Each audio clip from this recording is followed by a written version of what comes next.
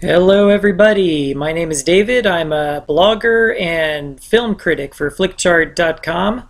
I also enjoy a good craft beer. And what I'm going to do for you today is I'm going to flick chart and I'm going to drink some craft beer. That's going to be my thing, alright? You guys ready? I think that's all the instructions we need here. If you're wondering what I'm drinking, it's a Sam Adams IPA.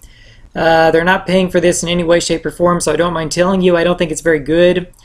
I'm drinking it out of a Dave & Buster's cup that has seen better days. Haven't been to Dave & Buster's in years.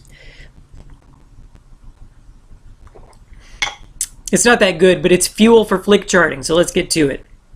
I have not seen the Flintstones and WWE Stone Age SmackDown from 2015. What on earth?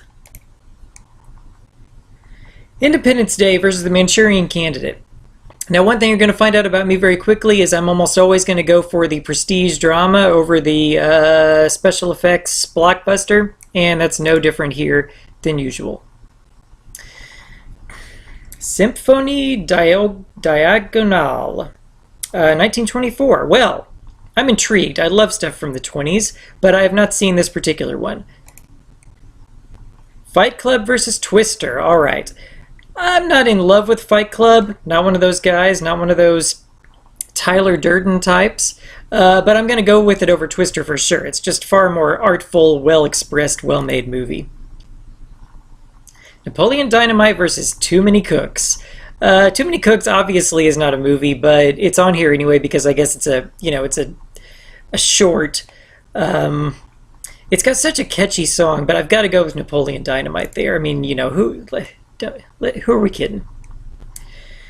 The Hustler and Dr. No. Look, I love James Bond, and Dr. No, it's not the best James Bond. It was the first, so you give it a little leeway. The Hustler didn't do as much for me as I would have thought that it would have done.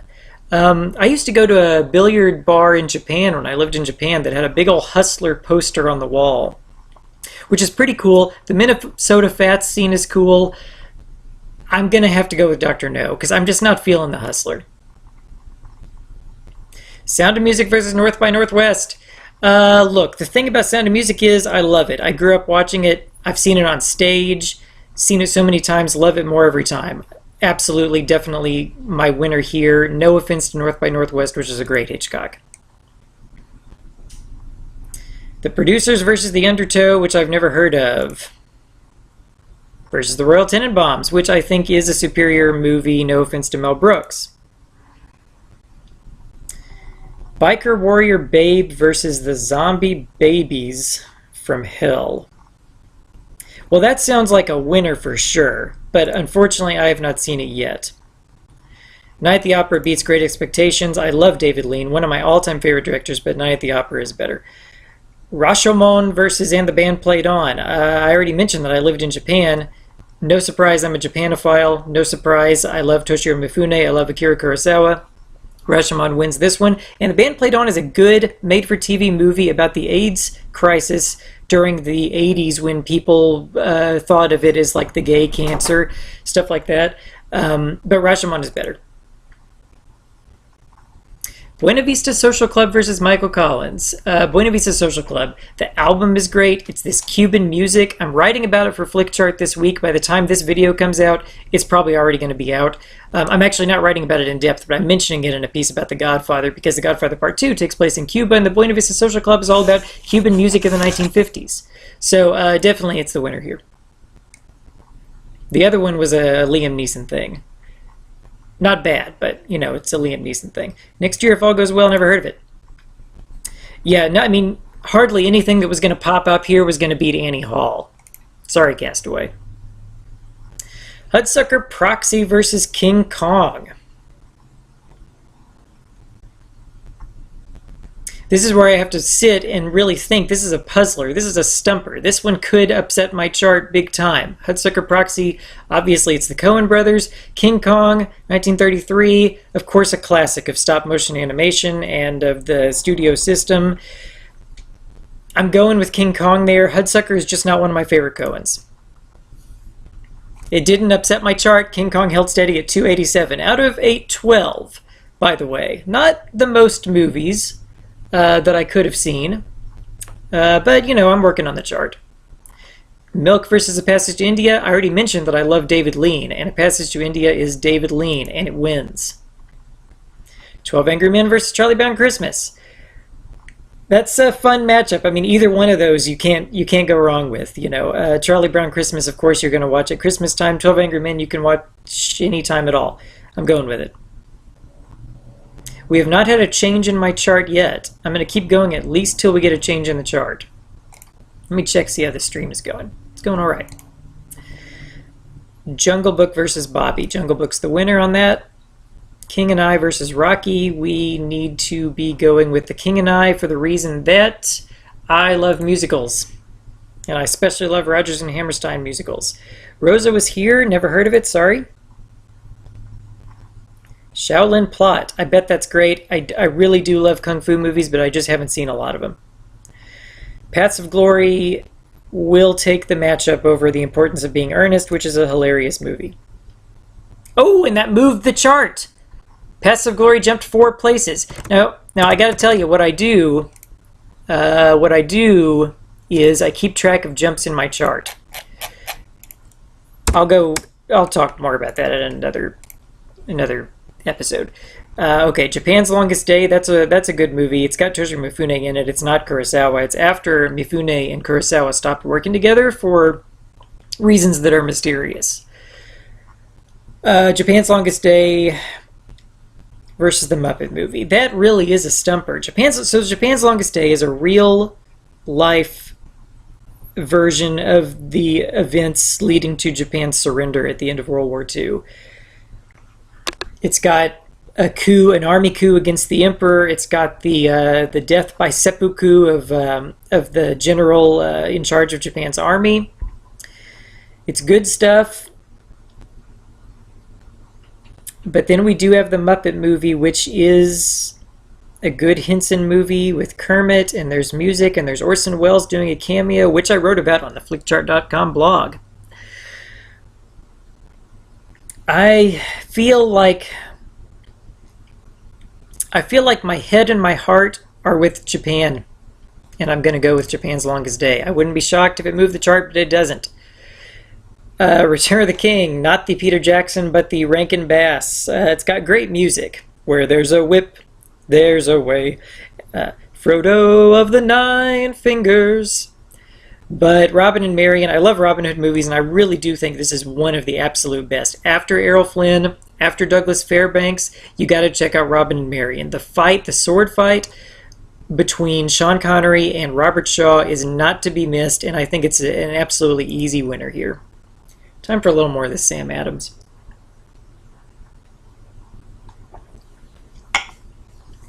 Trainspotting versus Carrie. Brian De Palma, not my favorite director. Trainspotting is one of those movies that I know it's good. I can't comfortably watch it because that baby scene is just disturbing and just has never... The image of it has never left my mind, and I will sort of wimp out on that one and go with Carrie, which, despite a lot of obvious gore, is easier for me to watch. History of the World Part 1 versus The Hustler. We're once again voting against The Hustler on that one. And by we, I mean I. Love, Hate, don't know it. McCabe and Mrs. Miller, such a good movie. One of Roger Ebert's 10 favorite movies. And I am for sure going to vote for it in this matchup over Food Inc., which is just a polemical food thing. Kramer versus Kramer. I think it's a fantastic script. Sorry, Ferris Bueller. I'm voting a different way than a lot of people would, I'm guessing. Don't know about the Big Wash. Hey, The Importance of Being Earnest is back. And it wins again over And the Band Played On, which is also back. How many rankings have we done? Like 50, and we've gotten 2 repeats. Not a problem. Not complaining. Use Flickchart. The Hollow Crown versus Princess of Thieves. Haven't seen The Hollow Crown. Princess of Thieves, Keira Knightley. I love Keira Knightley. And as I've already said, I love Robin Hood movies. Oh no!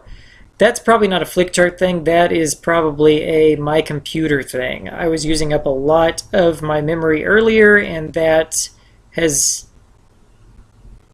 not caused Princess of Thieves to... No, wait, it's gone. Well, look, this happens. Oh, wait, Princess of Thieves... What on earth? My goodness gracious. Okay, MASH beats Princess of Thieves. Let's just get rid of this. Metropolis versus Ghostbusters. I'm going with Ghostbusters. I love to quote Bill Murray in that movie, Peter Venkman, Dr. Venkman. And I think that Rick Moranis is great. I think that Sigourney Weaver is great. I'm going to give it the win. And that moved my chart. 392 minus 328. I got to whip up the calculator here. 392 minus 328.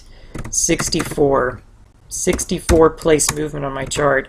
Obviously, when you Flickchart, you don't have to keep track of the changes like that. I do it because I'm an obsessive Flickchart power user, and I have to know if my chart is getting closer to accurate. The closer to accurate it gets, the smaller the jumps should get. So I keep track of it, just to see how I'm going. The Suckling. That looks like some kind of horrific B-horror movie. I mean, those can become iconic, like that, what's it called? The Reanimator with Jeffrey Combs from Star Trek Deep Space Nine. But I'm guessing that one was not one, and I haven't seen it anyway. So It Happened One Night beats the second X-Files movie. No offense to Billy Connolly. Ghost or Tinker Tailor Soldier Spy? Ghost is such a fun movie. Patrick Swayze and Demi Moore, and of course the Oscar-winning Whoopi Goldberg. Any given day, I might rather actually watch Ghost, but the Tinker Tailor Soldier Spy miniseries with Alec Guinness, who interviews Patrick Stewart, who sits very silently, is gonna beat Ghost. Zombie Nightmare, of course, is the Adam West zombie movie that was made famous by Mystery Science Theater 3000. It's a good one. It's a good MST3K. Obviously, any real movie is going to beat it, and Inherit the Wind is a real movie. It's about the Scopes monkey trial. Birth of a Nation versus The Exorcist. Well, that's awkward, because, as Roger Ebert wrote, Birth of a Nation is an example of a racist movie that's good. It's an important movie historically, it's an important movie for the history of filmmaking, but it is super awkward to say anything positive about a movie that is overtly a celebration of the Ku Klux Klan. I mean, I wouldn't vote for it even if I wasn't recording this. Even if I was doing this totally anonymously, I would vote for The Exorcist because I think The Exorcist is a fantastic horror movie, a great example of early 1970s horror, and I really do like it better and think it is better than Birth of a Nation. But I'm glad we got that out of the way. Let's never do that again while recording. Or ever. Babette's Feast versus Waltz with Bashir. Both great movies. Babette's Feast is great. I've written about it on the Flickchart.com blog. Chinatown versus Places in the Heart. Places in the Heart, look, it's a likable movie. It's a nice movie. Why Sally Field was nominated for an Oscar for that movie is beyond me. Let alone won the Oscar, which she did. They liked her. They really liked her. But Chinatown, for me, is a much better movie. For a few dollars more versus A View to a Kill, I'm going with for a few dollars more over James Bond. I think it's a weak James Bond movie. An Occurrence at Owl Creek Bridge is a short, and Office Space is a really funny comedy by Mike Judge. Spist Horizonter. Don't know it. HUD or Amadeus?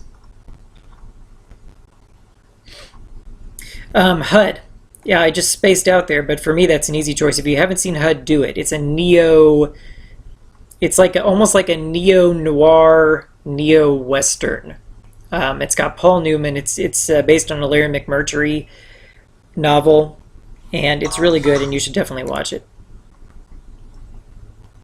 Good, the Bad, and the Ugly versus this section of Joe China. Good, the Bad, and the Ugly is one of my top 20. If we go over here and look at my top 20, The Good, the Bad, and the Ugly sits at number 10.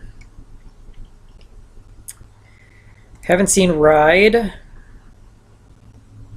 Have not seen 1914's The Wrath of the Gods. Looks good.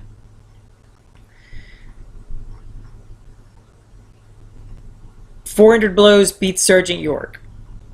400 Blows is only at 263, pretty low by cineast standards, and I do fancy myself one of them, but that is how it goes. American Hustle. I will go to bat for American Hustle any day of the week.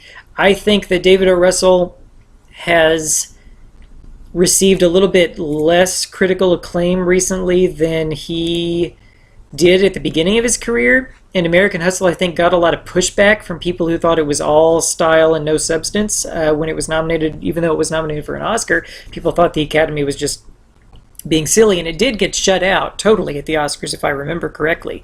But I honestly thought it was a fantastic movie. That is not to say that it is better than Silence of the Lambs, which it is not.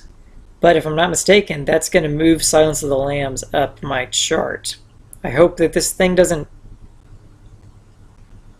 I want to see what happens. I hope this thing doesn't lag out on us.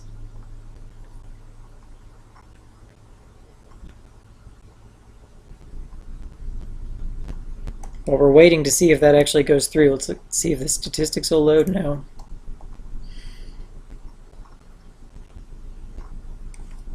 Well, at least that gives me time to have a drink of beer. Okay. Let's do some research. Now, this happens occasionally, especially on a computer like mine, which is not very good. Let's see where Silence of the Lambs is on my chart to see if it moved.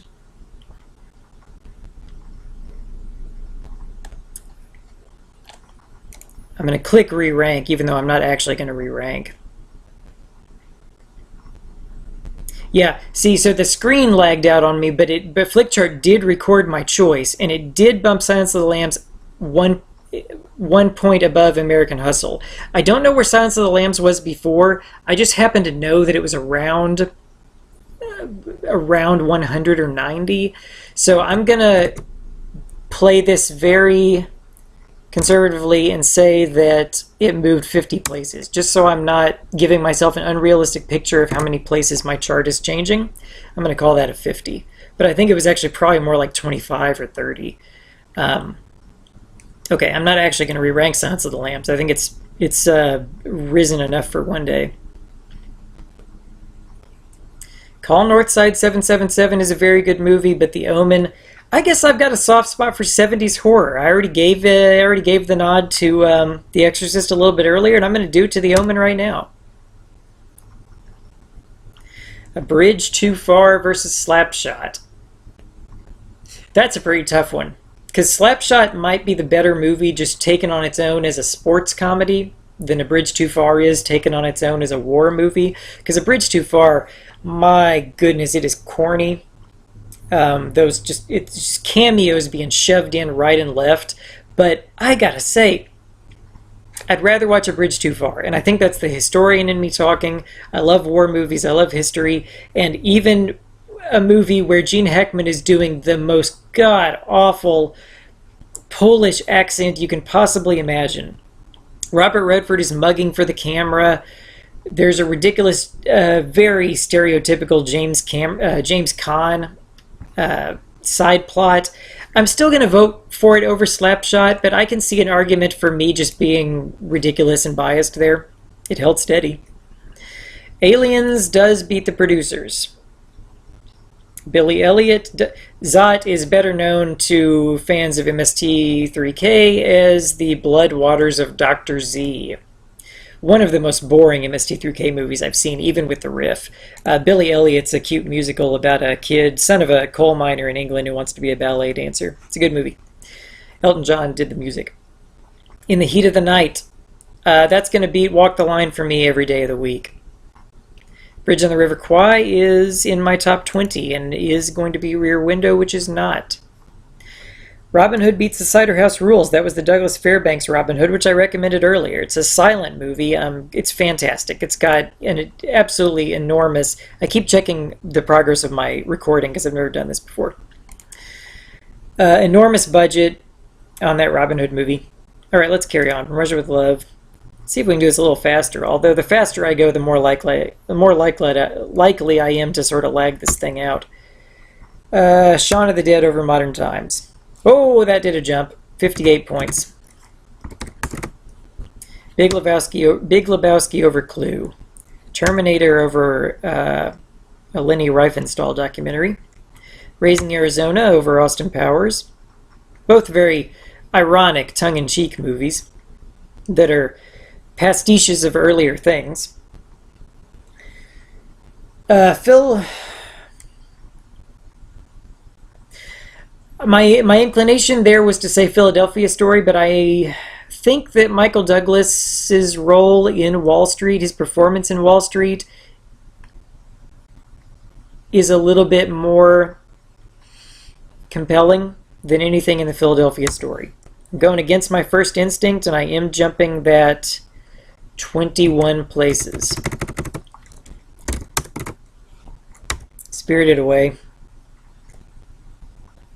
Chariots of Fire, The Hunt for Red October, The Search for Spock. Star Trek 3 beats Jaws 3 every day of the week, doesn't it? Paths of Glory, The English Patient, a movie I like better than a lot of people. A movie I like better than a lot of people. And a movie I like better than a lot of people like it. Ron, once again with the Kurosawa. Cinderella, the Disney version from 1950. The Deer Hunter. An Autumn Afternoon. In Japanese it's called Sanma no Aji by Yasujiro Ozu. I've never seen Gadgets Galore.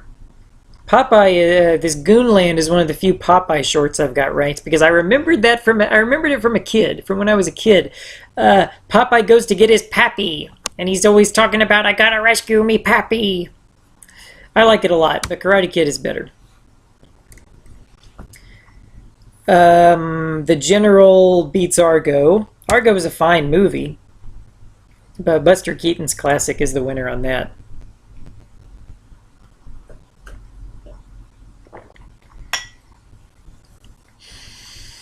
I'm excited about that remake of The Magnificent Seven that's coming out soon. I'm definitely going to see it, even though I think The Magnificent Seven is much less good than The Seven Samurai. Going with it. I'm going with Land Before Time on that. I mean, look, I'm not that big of a superhero guy. I think the Christopher Reeve Superman 1 and Superman 2 are fine. Particularly the Richard Donner cut of 2, obviously. But Land Before Time, I grew up with it. I think it holds up. I watched it 4 or 5 years ago. I think it holds up. Beauty and the Beast is better than the Muppets Take Manhattan, although I like the Muppets Take Manhattan better than the Muppet movie. The Muppet Baby sequence in it is particularly good. Grand Hotel over a very dislikable play adaptation. It's fine, but it's just full of dislikable people, you know what I'm saying? Jason and the Argonauts, that's Ray Harryhausen stop motion. Love it. Well, I don't know what the To the Forest of Firefly Lights is, and I call myself a Japanophile. It looks phenomenal. It could be one of those shorts for the Ghibli Museum outside of Tokyo, which I have been to, but you can only see those shorts at the Ghibli Museum. It might not be that, but I'm just saying it might be. Haven't seen it. Throne of Blood does beat the 2001 Ocean's 11. Alien versus The Godfather Part 3. Hey, look, there's 1 billion comments on this. I wonder what people are voting for. A bunch of days ago, this guy said, I love both of these films, and I'm actually going with The Godfather Part 3? I'm going to let that pass. Part 3 is underrated. Alien by far, somebody finally says, logically. Alien better than Aliens, better than The Godfather, better than Part 2, better than... Well, that's totally wrong, but the bottom line is right, which is that Alien wins the matchup. You want me to comment on it? I'll go back and comment on it. Alien is my favorite of the Alien movies.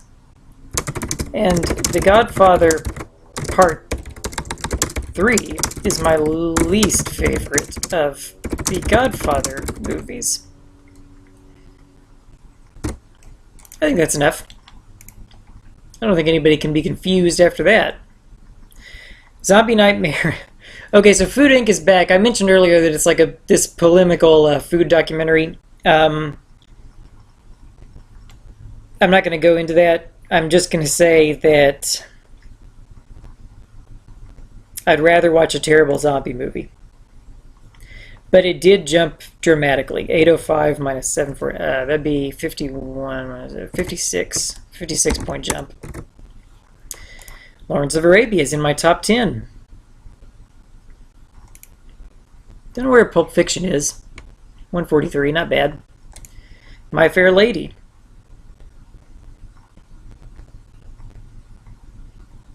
Gamera is another MST3K movie, a great one. You might remember the song that Tom Servo made up for that. Gamera is really neat. He is full of turtle meat. We all love you, Gamera. But The Rescuers, a decent enough Disney movie, wins. It's not very highly ranked on my chart. One day I'll talk more about my feelings on the Hobbit movies. For now, I'm going with The Muppets Most Wanted.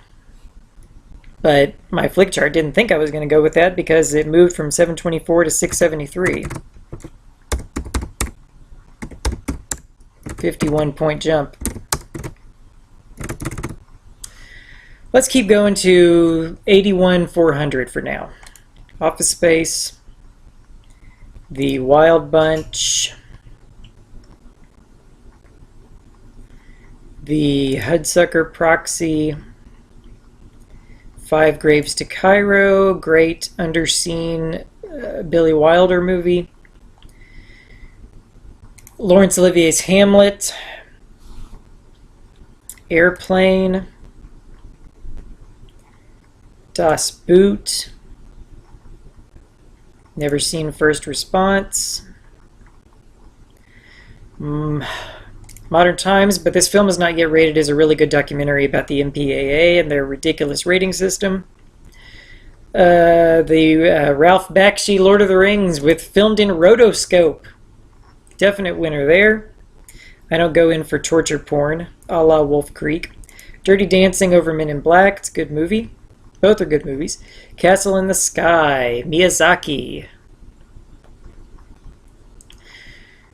Batman over, yes, the 1989 Batman, even over a great Popeye short.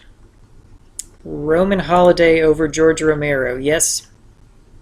And let's just do one last one. We've got Rebecca versus King Kong. I'm giving it this time to Hitchcock. Let's see how that goes. It jumped 9 points. I'm not so good at math, but yeah, that's 9 points. Okay, I've been David Conrad, the beer and Flickchart guy. You can read my Flickchart stuff on flickchart.com/blog, and you can let me know what you think of my ridiculous choices, all of which are completely beyond criticism, except maybe that Slapshot Bridge Too Far one, which you've got a case to be made, Slapshot fans. All right, I'll see you guys next time.